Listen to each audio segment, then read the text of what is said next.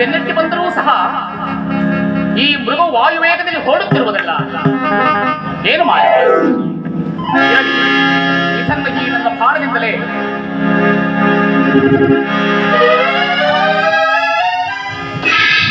ಹಾ ಲಕ್ಷ್ಮಣ, ಹಾ ಸೀತಾ.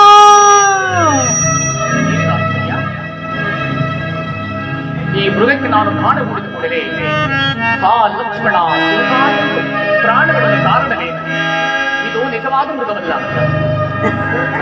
ಓಹೋ, ಮಾರೀಚನೇ ಈ ವೇಷಧಾರಿಯಾಗಿ ಬಂದು ನನ್ನನ್ನು ವಂಚಿಸಿದನು. ಪರ್ಣಶಾಲೆಯಲ್ಲಿ ಏನು ಅನಾಹುತವಾಯಿತು ಕಾಣಿನಲ್ಲ.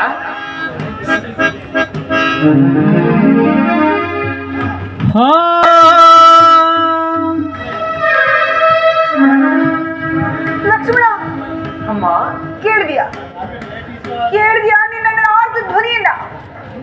ಯಾರೋ ರಾಕ್ಷಸರಿಗೆ ಹೊರಡು ಬೈದ್ರ ಜಾಗೃತಿಯಾಗಿ ಹೋಗಿ ನಿಮ್ಮಣ್ಣನ ಕುಶಲವನ್ನು ನೋಡು. ಅಮ್ಮ, ಧ್ವನಿಯೇನೋ ಕೇಳಿ ಬಂತು, ಆದರೆ ಇದರಲ್ಲಿ ನನಗೆ ನಂಬಿಕೆ ಸಾಲದು. ನೀನಿನ್ನು ಧೈರ್ಯದಿಂದಿರು ತಾಯಿ. ಇಲ್ಲ ಲಕ್ಷ್ಮಣ, ಇದು ನನ್ನ ಸ್ವಾಮಿಯ ಧ್ವನಿಯ ಬಂತು ಅನ್ನಲ್ಲ. ಜಾಗೃತಿಯಾಗಿ ಹೋಗಿ ನಿಮ್ಮಣ್ಣನ ಕುಶಲವನ್ನು ನೋಡು. ಹೊರಡು ಲಕ್ಷ್ಮಣ. ಏನು ಹೇಳ್ತಿರುವ ತಾಯಿ? ಜನವರನಾದ ಶ್ರೀರಾಮಚಂದ್ರನಿಗೆ ಅಪಾಯವೆಂದೇನು? ನೀನಿನ್ನು ಧೈರ್ಯದಿಂದ ತಾಯಿ, ಅಣ್ಣನು ಮರಳಿ ಬರುವನು. ಲಕ್ಷ್ಮಣ, ವೀರಾದ ವೀರನಾದ ಶೂರಾದ ಶೂರನಾದ ವಂಚನೆ ಜಾಲಕ್ಕೆ ಸಿಲುಕಿದಾಗಿ ಸಂಕಟ ಪಡಬೇಕಾದ ಜಾಗೃತಿಯಾಗಿ ಹೋಗಿ ನಿಮ್ಮಣ್ಣನ ಕುಶಲವನ್ನು ನೋಡು. ಹೊರಡು. ನಾನು ಹೋಗುವುದಿಲ್ಲ ತಾಯಿ, ಅಣ್ಣನು ಮರಳಿ ಬರುವನು. ನೀವು ಧೈರ್ಯದಿಂದಿರು. ಲಕ್ಷ್ಮಣ, ಕಡೆಗೆ ದಾಯಾದಿ ಮಾತ್ಸರ್ಯವನ್ನು ಸಾಧಿ ಭರತನು ನೀನು ಇಂತಹ ಸಮಯಕ್ಕಾಗಿ ಕಾರ್ಯದಿಂದ ನಾನು ಶತ್ರುಗಳಾದ ನಿಮ್ಮನ್ನ ಪ್ರಿಯ ಸಹೋದರರಿಂದ ಭಾವಿಸಿದ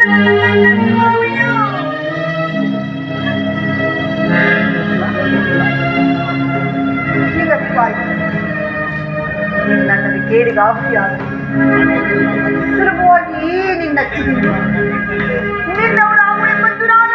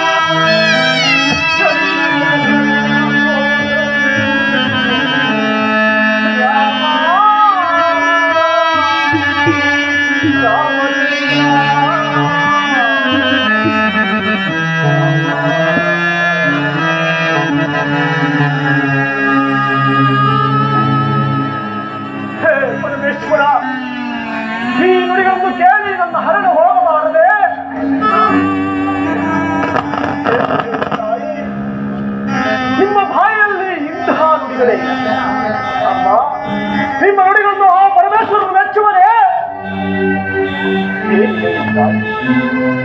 ನಾನು ನಿಮ್ಮನ್ನು ನನ್ನ ಹೆತ್ತ ತಾಯಿ ಸುಮಿತ್ರಾ ದೇವಿಯಿಂದ ಹೆತ್ತ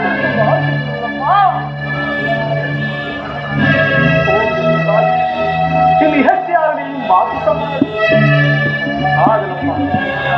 ನಿನ್ನ ಮಾತಿನಂತೆ ಹಣ್ಣದ ಬಳಿ ಕೇಳುವೆನು. ಆದರೆ ನನ್ನದೊಂದು ಪ್ರಾರ್ಥನೆಯಮ್ಮ. ಅಮ್ಮ, ನಾನಿಲ್ಲಿ ಸಪ್ತ ಋಷಿಗಳ ಆಜ್ಞೆಯನ್ನು ಬರೆಯುವೆನು. ನಾನಾಗಲಿ ಭದ್ರತನಾಗಲಿ ಬರುವ ತನಕ ನಾನು ಬರೆದಿರುವ ಸಪ್ತ ಋಷಿಗಳ ಆಜ್ಞೆಯನ್ನು ದಾಟಿ ಯಾವುದೇ ಕಾರಣಕ್ಕೂ ಹೊರಬರುವುದಿಲ್ಲ ತಾಯಿ. ಹಾಗೆ ಜಾಗ್ರತೆಯಾಗಿ ಬಿಡು.